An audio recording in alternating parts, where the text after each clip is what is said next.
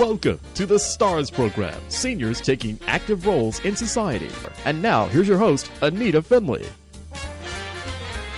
Leah Hope Becker, I know that my loyal listeners have heard you, Leah, for many years, and you have done the best books of the month for us.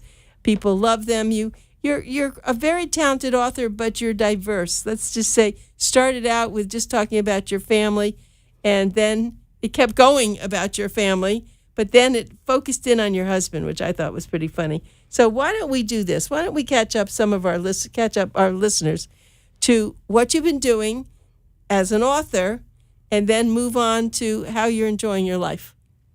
How's that? Okay.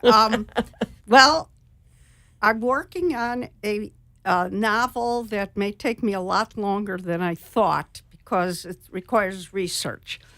I want to compliment any aspiring author who tackles a heavy research project. It is a lot of work. And I have kind of a reputation for being tri-focused, I call it, because I'm a housewife and wife. I'm an author, and I'm still doing tax returns. So I'm tri-focused. But the book is going to be about Native American author. It'll be fiction. I'm not going to do a biography of anyone at this point in my life. I'm too young.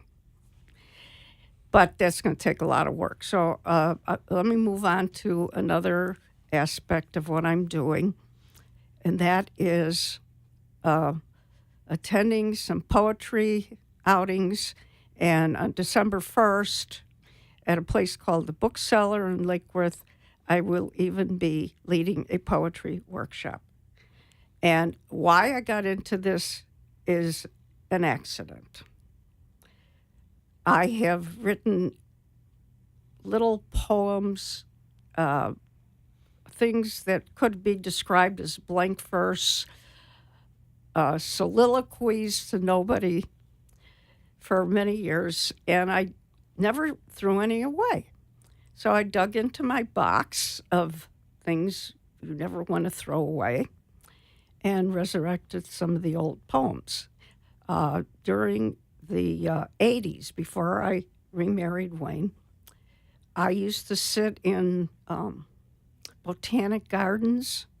There was one in Chicago, and write about robins and roses and water lilies and geese, aquatic flowers, and feelings. And if I went there in the winter, I would write about snow on trees. And these poems have languished in my collection. I wrote a lot about relationships and the ones I didn't have, and I resurrected those. So now I have read a few before my writers group, and I had 3 quizzical faces looking at me a couple of weeks ago. Well, what does this mean? And I don't understand what you meant by that. And I tried to explain. I said, well, when I wrote them, I was trying not to have a nervous breakdown. But they weren't funny. I mean, this was real serious. And they actually prevented me from having a nervous breakdown, trying to do things in my life. I was, I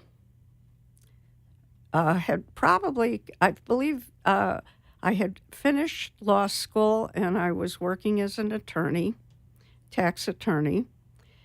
But when I wasn't at the office hitting myself on the head trying to be brilliant, I would take some trips. I would take my car and just drive somewhere and see the United States.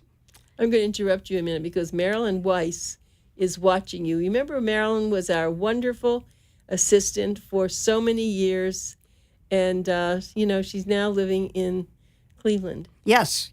How is she? Or St. Louis. I'm not sure. Oh, now. she's watching. Yeah, she's watching, right. A lot of people pull in and Yes, watch. But yes. you can say hello to her and she'll Hello, Marilyn. even answer. Yeah, I'm still here. Right. Okay. Yeah. We didn't mean to interrupt you, but I want you to know. It's an overcast day, so I put on a sun yellow sweater. Yeah, you look great. Thank you. Okay, so keep going. This is very interesting. So where was I? Oh, I was at the therapeutic poems. Yes. So I resurrected those. So while I have already almost completed a project on publishing my humorous poetry, which is more well, there were some from before, but basically they're in the last 5 or 6 years. I also decided if I'm going to publish a book of humorous poetry, why can't I also publish a different book of sad lady therapeutic poetry? I only have to think of a title for each of the books. Right. So that is basically what I'm working on now. Okay, but you just have the writing bug, don't you? No matter what you're writing. Do you make lists also? Are you a big list maker? Yeah, I make lists of movies that gave me ideas. Sometimes I come out with quotes that I love, stories I've read. I remember stories I read when I was quite young, poems I've read. Yes, I do make lists. Let's go back to all your books. Okay. I think it'd be good just because I want to hear about your travels, but I also want you to summarize. When you start thinking about all the books that you wrote, and we were so fortunate to have you as a book of the month every time you wrote one. And so I know your books, but they were very quirky. I mean, they were very different, and they were fun. And you could come on as the author. And we used to talk about your children who said, "Mom, why do you always write about us?" And then, of course, your husband. But the last one I remember now, the husband who kept his wife fat, that was really interesting. And we should all tell you that Leah, for those of you who've read the book, Leah has kept her weight off. So whatever that book did, you don't struggle with your weight anymore. Well, I struggle with my weight, but I'm not being really successful now losing weight. Whoever's listening now, I know they're thinking, it's easy. It's easy. It should be easy. Push yourself away from the table. Eat less. Don't eat carbs. Count calories. Exercise more. Et cetera, et cetera. And I'm trying to work within the framework of my selfhood. Selfhood? My selfhood. Okay. Yeah. I like the taste of certain foods, and I dislike the taste of other foods. And I probably don't like alfalfa. It's okay. Which is just one example. Right. And So I you don't have to eat apologize to the alfalfa growers of the country. But, the evening's young. I don't know what the future's going to be. So that was about weight, but it was really about relationships. Sometimes you write about a subject like losing weight, but it's really about something else. Yes. Way down. Oh, deep. yeah, I remember. Oh, yeah. Your husband in your book was really something. Yeah. He was not a caricature of my own husband, but he had certain similar characteristics. But I thought you were going to ask me, which is the book that's most haunting me right now that I wrote? Oh, okay. I'm going to ask you, which is the book that's most haunting you now? Talk about leading the witness. Okay. Right. Children, I'm Home. Oh, my goodness. Okay, now this is very relevant today because I very lightly touch upon subjects that come into vogue years after I endured them. And I had several, and they are mentioned in the book, the difficulty of being a woman in a male profession. Now, it isn't a male profession anymore, and that is the subject of tax law. It's probably equal now, but at the time, which is about 1980 going forward, I was one woman in a firm of 11 men. So I was the only one in the room that wore a pink suit when we convened, and that's in the book called "Children, I'm Home." Yes, which encompasses the years when I was going back to school after having had 3 children, working, enduring what working mothers endured during the 80s. And I don't think it's that much different now, except a lot of companies today have made it more easy for women to have flexible hours. Yes. At the time, I really didn't have flexible hours. we now also, someone said, do you want to tag New Concepts hair goods in this video? I didn't do that. Then Seth Levy is watching, and he wanted to, so he wanted you to know he's watching too. Hi, Seth. I don't know you, but A nice thank guy. you. I do. I know him. Okay. People get into my Facebook, and then they see that I'm on with someone, and they tune in. Sometimes we have 10, 20 people and then they can now actually ask questions on Okay. here. See, Does Seth have a question? no, I don't think so. He's just watching. He's just watching. Okay. Okay. Any friend of yours is a friend of mine. Let's go. Okay. I could also talk about the Yankees flame out last night, but that's too far afield. Right. I just can't stop thinking about it. No. Okay. So let's keep going, because the other thing that's happened is we used to talk about travel, and you didn't get to travel too much, or you took a long trip, but now you have something new that you're doing. And do you think it's a good thing for people to do what you're doing rather than one big long trip? Oh, it varies based on what people are interested in. My husband goes where he thinks there are photographic objectives that relate to the things he's doing, that relate to the subjects he's interested in.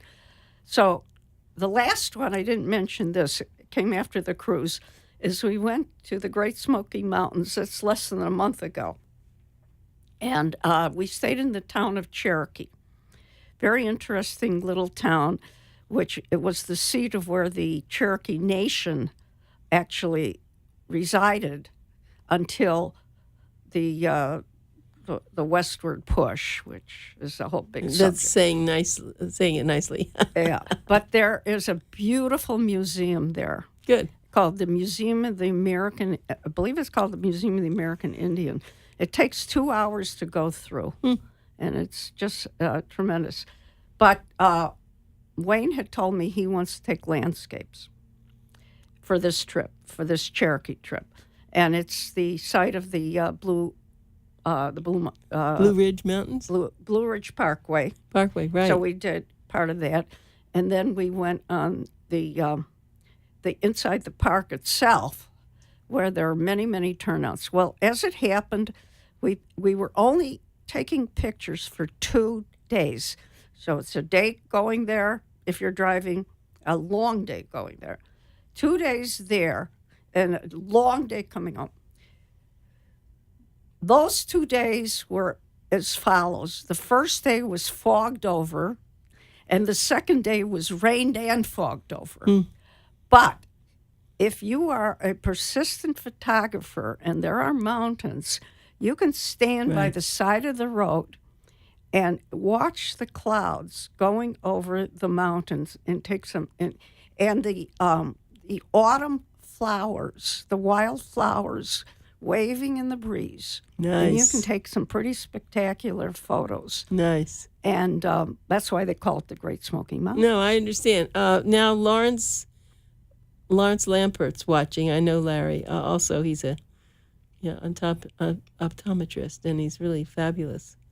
So, good. Hello, Lawrence.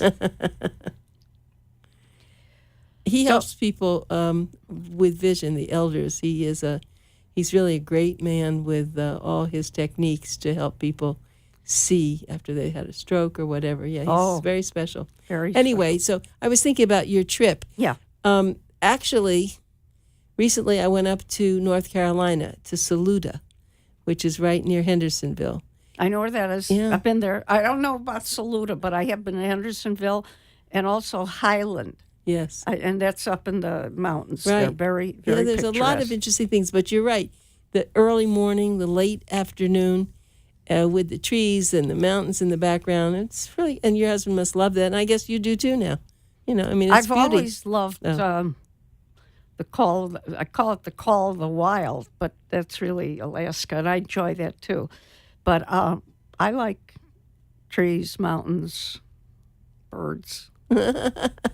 So on your trips, Yes. you're actually, are you writing as you're going? You're making notes that you're going to use in the future for books? On this last trip, I mostly did some short poems. And they're always about feelings. The feelings about standing in front of, God's creations. But they're short because I'm putting all my energies into what's the proper setting? What's my ISO setting? Nature? No, how the camera works. Oh, Because, yeah. you could take, anybody can take, I see people with iPhones, and now the new iPhones Yeah. are getting better and better They and are. better. I have a 6S, so I guess I'm right in the middle. But with a single lens reflex, I have more complicated settings.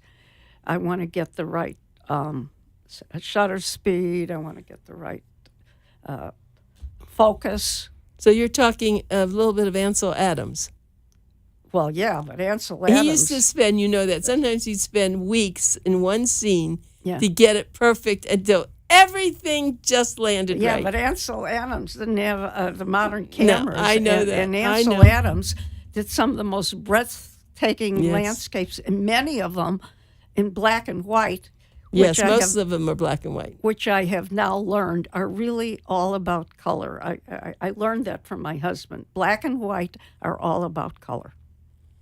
And it's the shading, the sense of what you're seeing, seen through the black and white.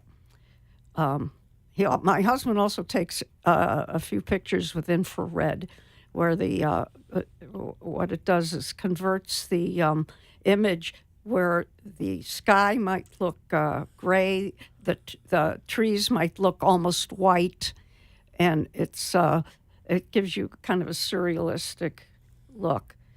And once in a while, he'll print one of those photos. So Something, and I know that if you don't know who Leah's husband is, that he's actually an illustrator, and he has illustrated was right, most of her book covers. all my books. Oh, all of them? Because I knew he didn't want to do this last one, but he wound up doing it anyway. Which one? Oh, that one? Yeah, right. At first he wasn't. did it. Yeah.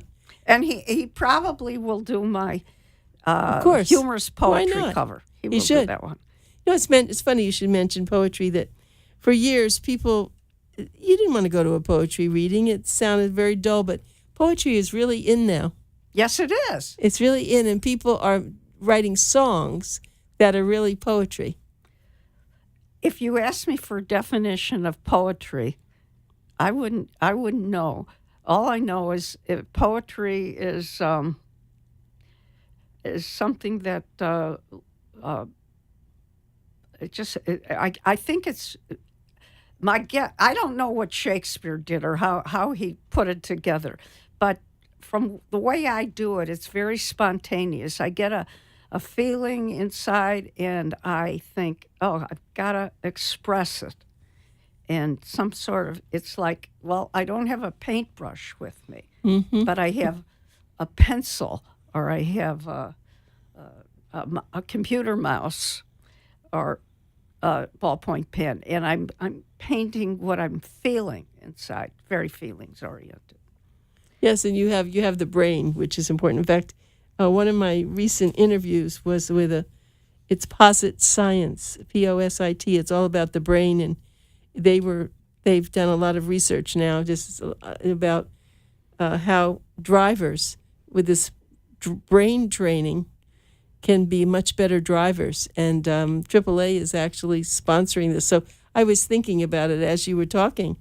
The brain is really even though you want to write it down and all, the brain's what retains it. If you can remember what you had, what you saw. Well, the brain has separate corridors, I've noticed. Mm-hmm. And I got a corridor for people's names. And I didn't bring it, but I actually have a funny poem, and it rhymes, about somebody that I met and know very well, and I couldn't think of the woman's first name.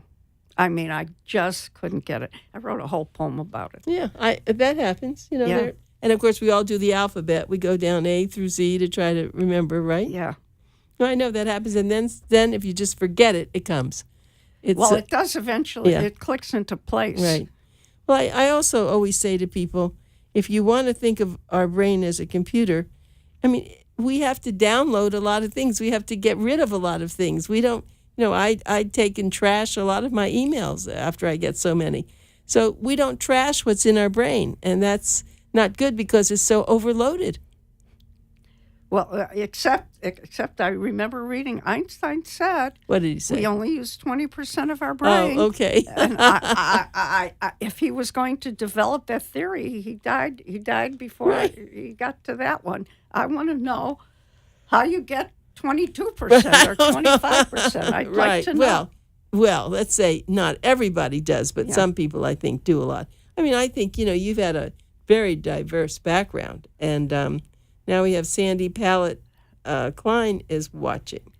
So hi. We have, hi, Sandy's he's a marvelous guy. I think that sometimes, Anita, I've been accused of this, diverse is a very nice word for unfocused.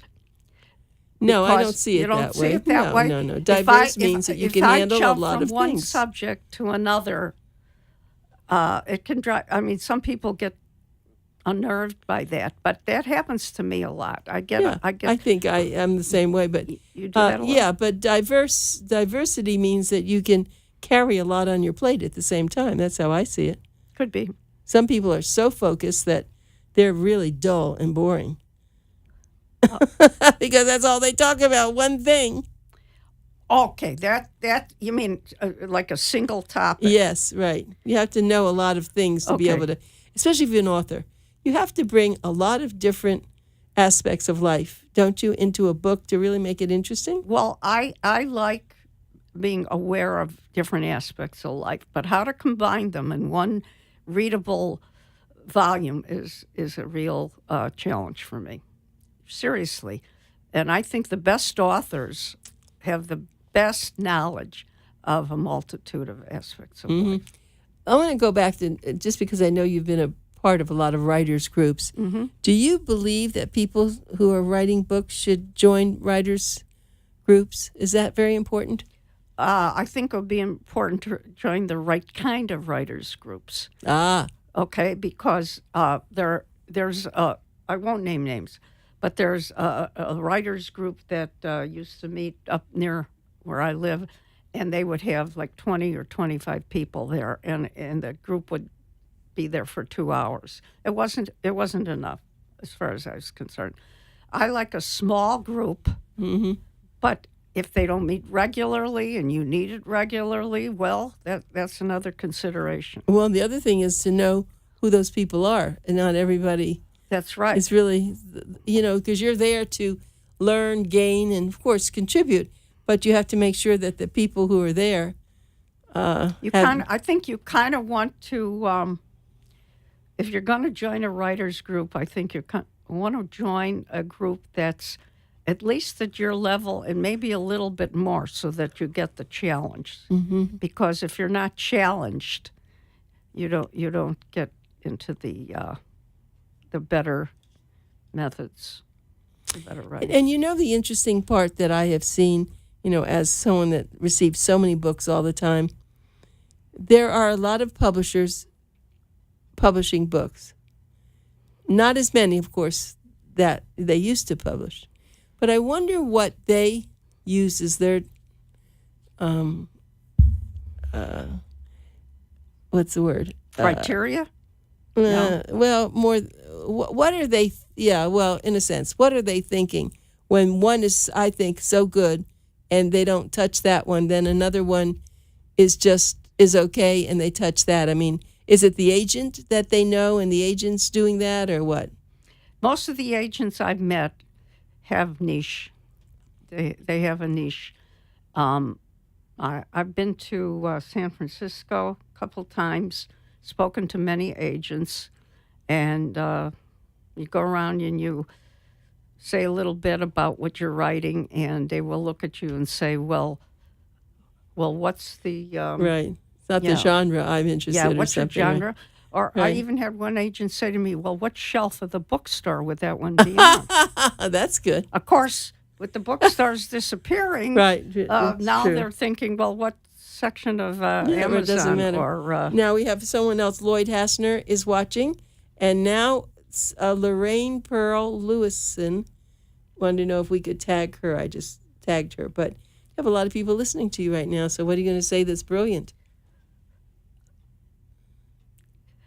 I have something. I'm trying to make Good. I'm trying to avoid a cliche. Okay. I'm always telling people that's a cliche. Right. Okay. I would say as you age, because I am a person who's aging. I don't know who I'm talking to, but I know that I am aging. I feel like I am having a good life when I expand my horizons. Okay. And that's one of the reasons I like to travel, and I like to learn about new subjects, and I like to, just learn as much as I can. Okay. That's good. I would say that's good. And so there's always another horizon. okay, and I think that we've just finished this, and you've now been on Facebook Live, and you'll be able to go find yourself with all these nice people listening. And it was been a pleasure. I know that we didn't have a focus today. We were diverse, Yeah, which we were I loved. diverse, But it all was right. good. But it was good because I know you, of course, always as a person who has a book. But this was wonderful, and I hope that you have a great trip. I know you're about to go. Where are you going again? Mystic, Connecticcut. And we've been there before. Mystic, Connecticut. Yeah. Okay. Mystic Seaport. And Okay. there's a submarine Those museum big ships, near I there. know they're It's Mystic. Very charming. Thanks for coming in. My pleasure.